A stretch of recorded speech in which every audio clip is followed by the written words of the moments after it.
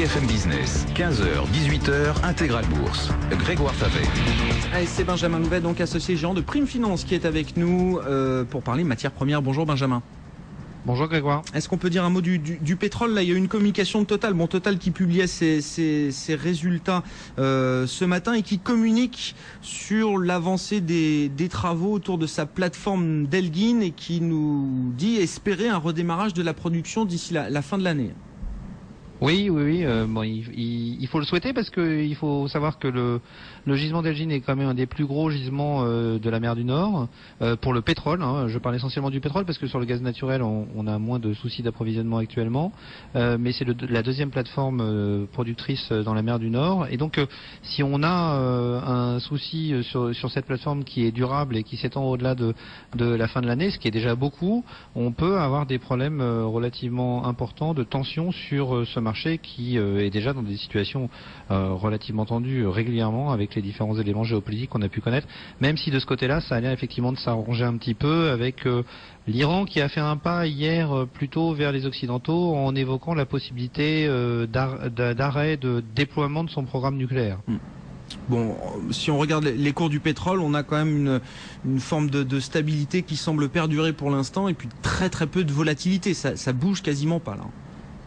Oui, on a. Écoutez, ça symbolise aussi un petit peu ce que j'étais en train de dire sur la partie géopolitique. La partie géopolitique a tendance à se calmer, donc on a un peu moins d'inquiétude sur l'approvisionnement. Dans le même temps, l'Arabie Saoudite a fait le nécessaire pour augmenter très fortement sa production. À ce point, elle a augmenté à ce point qu'aujourd'hui, elle constitue à peu près des stocks d'à peu près 330 000 barils par jour. Alors, on peut penser que certains évoquaient le fait que l'Arabie Saoudite crée ses stocks pour prévoir éventuellement une situation plus conflictuelle avec l'Iran.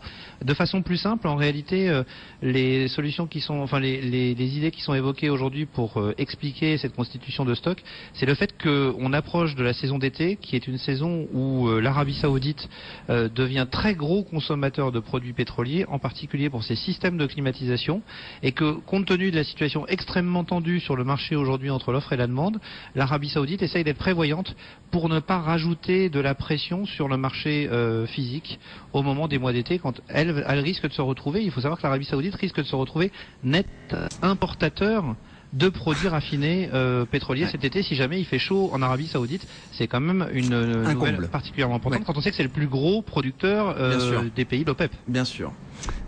Si on passe aux métaux précieux et à l'or, Benjamin, on a eu les chiffres d'achat des banques centrales, toujours très intéressant quand on suit ce marché de l'or.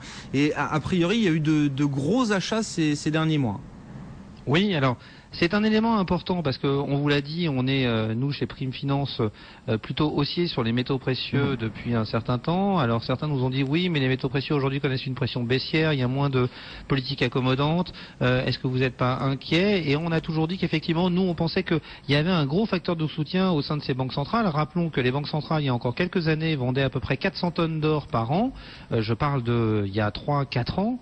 Elles sont passées net acheteuses il y a 2 ans en achetant à peu près 50 tonnes par an, et l'année dernière elles ont acheté plus de 400 tonnes. Donc on avait des banques centrales qui constituaient une offre sur le marché de l'or pour à peu près 400 tonnes il y a 3 ans et qui aujourd'hui constituent une demande pour 400 tonnes. Alors plus récemment, effectivement, on a eu les derniers chiffres de statistiques du mois de mars, et là on se rend compte que sur le mois de mars, les achats d'or des banques centrales ont dépassé les 60 tonnes, ce qui veut dire qu'en données annualisées, ça correspondrait à 700 tonnes sur l'année, ce qui veut dire qu'on dépasserait là encore les chiffres de l'année dernière. Alors c'est un peu trop tôt pour évoquer des chiffres pareils, mais ça veut dire deux choses. La première, c'est que les banques qui sont acheteuses sont toujours les mêmes, les banques des pays en développement. On a eu la Russie, on a eu le Mexique, et également beaucoup de banques des anciens pays de l'Est qui viennent diversifier leurs ressources sur ce marché de l'or. La deuxième chose que ça veut dire, c'est que sur ce niveau de 1600 à 1650 dollars l'once, comme nous l'anticipions chez Prime Finance, il y a une vraie demande de la part des banques centrales pour diversifier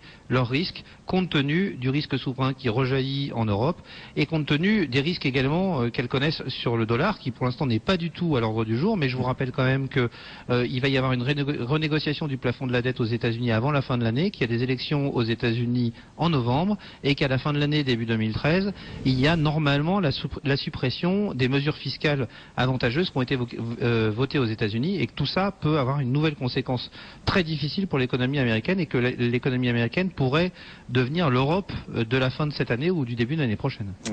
Est-ce que ça a secoué un petit peu cette semaine sur les matières premières agricoles, sur la viande de bœuf aussi? Il y a eu ce cas de vache folle aux États-Unis. Je ne sais pas si vous avez suivi ça, Benjamin. Je crois que ça a un petit peu, dans l'immédiat, secoué un petit peu les futurs sur pas mal de matières premières. Est-ce que ça s'est calmé depuis?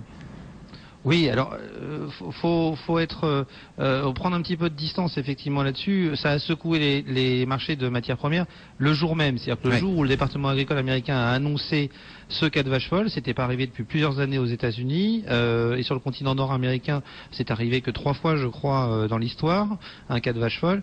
Immédiatement, le marché du bétail a terminé en limite à la baisse. Donc quasiment 3% de baisse. Mais on a très vite été rassuré. Ce cas de vache folle est arrivé sur une vache laitière. Cette vache n'a pas été à aucun moment en contact avec la chaîne alimentaire humaine. Et donc il n'y a aucun risque de transmission à l'alimentation humaine. Donc dès le lendemain, les chiffres, les prix du bétail sont immédiatement remontés et la situation s'est déjà calmée. D'autres craintes se sont faites également sur les marchés des céréales, qui sont les aliments de ces animaux, les aliments du bétail. On a eu une petite baisse, mais vraiment réduite sur le maïs et sur le blé le jour de l'annonce du cas de vache folle. Aujourd'hui, il faut savoir qu'on a des contraintes sur le marché, sur les marchés agricoles, notamment sur le blé, sur le maïs et sur le soja, qui sont très très importantes. Non pas sur la prochaine récolte, parce qu'on a une prochaine récolte qui va commencer là, qui est en train d'être semée sur le continent nord-américain, qui risque d'être assez importante. Et puis comme on est au début de la récolte, on peut encore se permettre d'être assez optimiste. Mais on avait des stocks historiques qui étaient très très faibles. Et comme on a aujourd'hui une demande qui augmente notamment énormément de la part de la Chine, qui importe beaucoup de soja et beaucoup de maïs, parce qu'elle a des prix en interne qui sont très élevés, eh bien on se retrouve avec des stocks disponibles qui sont très faibles, et certains professionnels commencent à se faire du souci sur ce qu'on appelle la soudure de campagne, c'est-à-dire comment on fait pour vivre avec le stock des années précédentes jusqu'à ce que la nouvelle récolte soit disponible. On n'a pas de quoi faire le pont, en tout cas ça risque d'être tendu. Écoutez, ça risque d'être tendu, et même sur des produits sur lesquels les stocks sont plus importants, comme le blé, où au niveau international on a des stocks qui sont plutôt confortables. En fait, ces stocks sont notamment localisés dans des pays qui ne sont pas exportateurs, et notamment en Chine. Et les gros pays exportateurs, comme l'Europe, comme les États-Unis, eux, sont sur des niveaux de stock qui sont très faibles. Et certains professionnels aujourd'hui commencent à se faire du souci sur le fait de savoir comment on va tenir jusqu'à l'arrivée de la prochaine récolte. Oui. Merci beaucoup. Ça peut donc constituer une forte appréciation des cours sur les semaines qui viennent. C'est pour ça que nous, dans notre fonds agricole notamment, on joue cette hausse à court terme. Tension à prévoir donc selon vous sur ces matières premières agricoles. Merci beaucoup Benjamin d'avoir été avec nous. Tour d'horizon complet grâce à vous de ces différentes catégories de matières premières. Benjamin Louvet, associé gérant chez Prime Finance. Il est bientôt 16h.